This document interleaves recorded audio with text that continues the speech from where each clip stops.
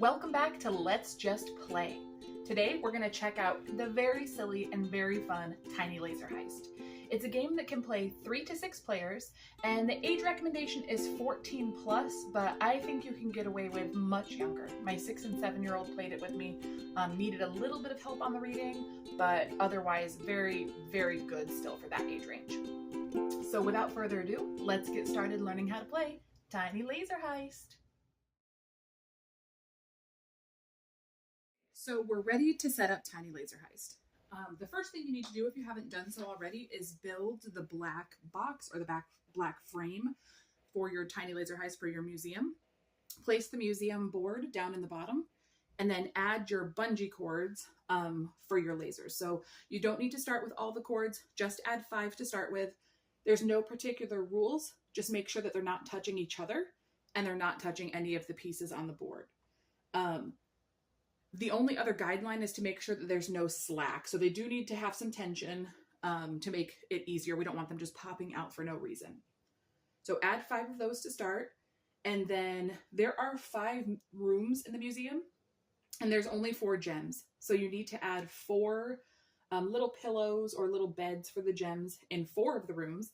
And then put the gem on top and then randomly take 2 lock pieces out of the bag and then add those to the top. So to start, you should have 4 gems and 8 locks, 2 per gem, and then the pedestal in the middle of the museum. Once you get that done, make sure that those hands are assembled nice and firm. You need plenty of right and left hands for everybody. You do not need to commit to the one hand type for the game. Take your treasure cards, shuffle them, and then take out 20 randomly and set those in the box. Those will not be used for the game. And then keep the rest of them in a pile to the side for those who earn treasure after a heist. And then the heist cards here, which will have your locks, your lock picks and other cards to cause mayhem. Shuffle those, and then the amount you deal out will depend on the number of players. For instance, in a 3-player game, you'll have 6. In a 4 to 5 player game, you'll have 5. And then in a 6-player game, you'll have 4. After everybody has their cards and gets a chance to ask questions about those cards, you're ready to play.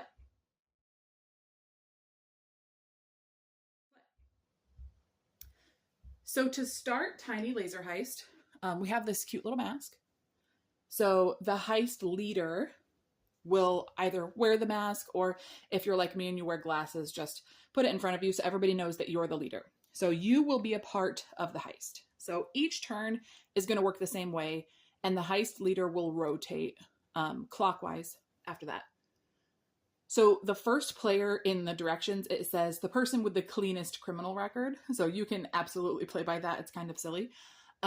Or you can just, choose however you'd like to determine who goes first. Okay, now let's go over the types of heist cards that there are and when you can play them. You can play the heist cards as indicated in the top right-hand corner. So all the cards I have showing right now on the table say recruit. So you can play these cards during the recruit phase. So when the heist leader says, hey, who would like to join my heist? You may play various cards to talk your heist leader into picking you. So you might say, I can contribute a lockpick of a certain color, or I can contribute some protection or something to make it easier for us to have a successful heist. So right here we have wall climber. That will let you exit through a wall in the museum and then re-enter through a different wall, completely disregarding any lasers that are inside the museum. Or you can enter and exit through the roof, which is not normally allowed. Or you can cancel somebody else's mischief card or another card with the bulletproof vest. So if someone had said, hey, you are muzzled, you can't talk, then bam, bulletproof vest, you can cancel that. And in this phase, you can actually prevent another player from joining the heist. Is there someone that just keeps getting to come on these heists and you want to prevent them from going? Play the beef card and maybe you'll get selected. Okay, so let's say we're going to start a turn where I am the heist leader. So it starts by first asking for recruits. As you can see here on the board, there are 2 locks for each gem, and you do need 2 people. So I may ask for somebody to help me out. Like, I don't have any blue lockpick cards. I do have a wild lockpick card here. One with all the colors can open any of the locks. But let's say I want to go for the one that's right here in front of me. It looks pretty easy to get to. I have a pink lockpick, but I need somebody with a yellow. So then what I would do is I would recruit people. So I would say, okay, who can help me out with yellow? And this is also where it's kind of fun. You can bribe each other. So if someone wants to be part of this heist, they may say, I will chip in a yellow, and also you can keep both of the treasure cards. Next, we have mischief cards. So there are more mischief cards than this, but essentially mischief cards just make it more difficult for the people who are on the heist to have a successful heist. So for instance, the muzzle card makes it so that the people on the heist can't talk to each other. They can't communicate other than using gestures. Sticky feet means just what you think it does. You can't move your feet. So it's going to get extremely difficult to move these locks without being able to also move around the table. And this is going to make it even harder because you won't be able to move your feet once you get started.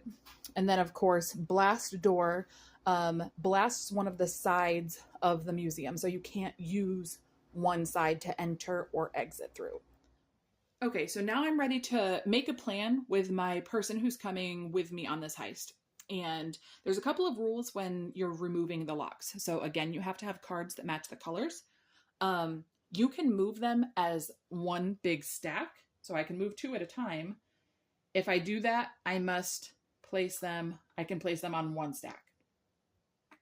If that's too much to handle, you may also move them 1 at a time. So if I'm like, oh, I really think I can just handle this one lock, I'm going to put it here. That is fine. But now the rule is I cannot place this pink lock on top of the same stack that I just placed my lock on. So I would have to move it to a different lock stack. So I can do that easily, but now I have to go through some lasers and oh no, the diamond fell off. That's okay. Boop, boop, boop. I have a very precarious stack there now. But now I can work with my team member to move this diamond to the pedestal before the time is out. Okay, so that's how a successful heist. And there's just a couple more different little rules that we have to watch out for when it comes time to doing that heist. So you can see here we have a stack of 4. That's going to be a pretty difficult stack to move.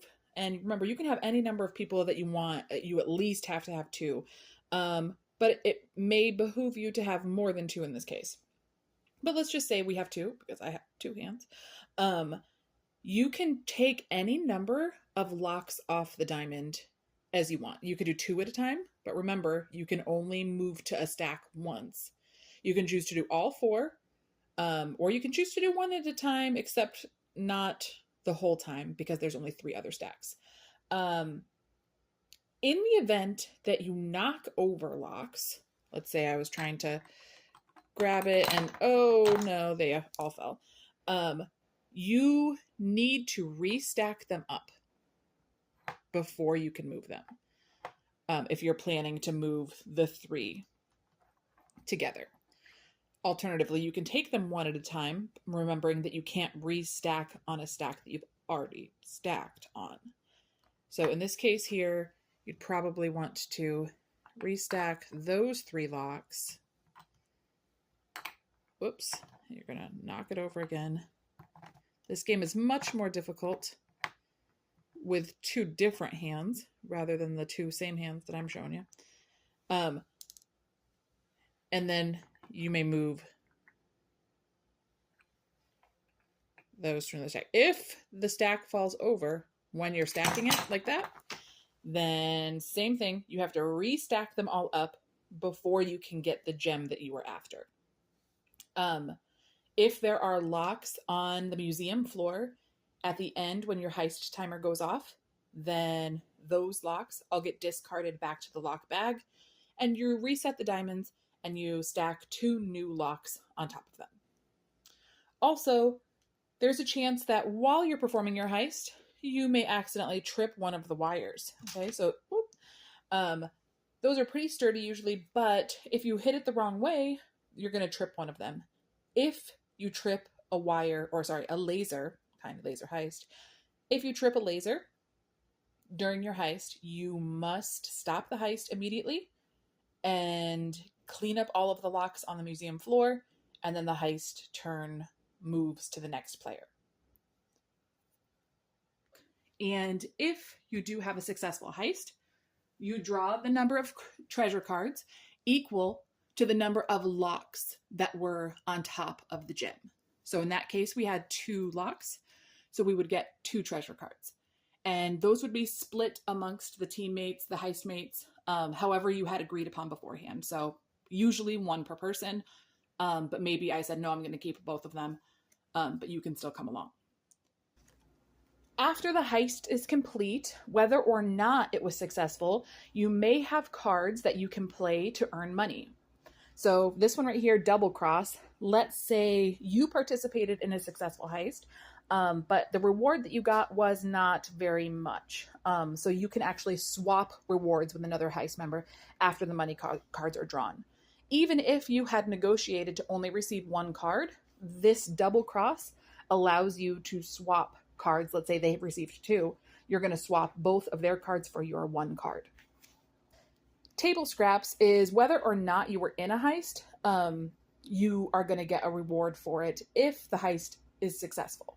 There are other cards that will give you a payout as well, but if it says payout up here, that's when it activates. And unless it says otherwise, you can play your card then. So like this Double Cross, you won't play it until the payout phase. After a heist is complete, you will draw reward cards depending on what the heist cards say and depending on the number of locks that were on top of the gem. One thing to note is that even if the heist is unsuccessful, let's say I had a heist with 4 gems, I'm still going to draw the 4 cards, but I'm going to discard them into the box. So the game keeps moving along and we don't get stagnant just because it's extremely difficult to move stacks of 4 or 5 locks. Once you draw the last card, the game is finished. And this is important to note that if you're in the last round and there's only 1 card but multiple locks, the people who come along on the heist will likely not get a reward. So if I'm the heist leader, I'm saying, I'm going to get this card. You guys can come along, but you're not going to get a reward. Once you draw the final reward card, you end the game. The winner is the person with the highest value listed on their cards. So, all right, now you know how to play Tiny Laser Heist. It's going to be very silly and very fun, and I hope you enjoy it. If you liked our video, please make sure you hit like and subscribe below. Catch you next time.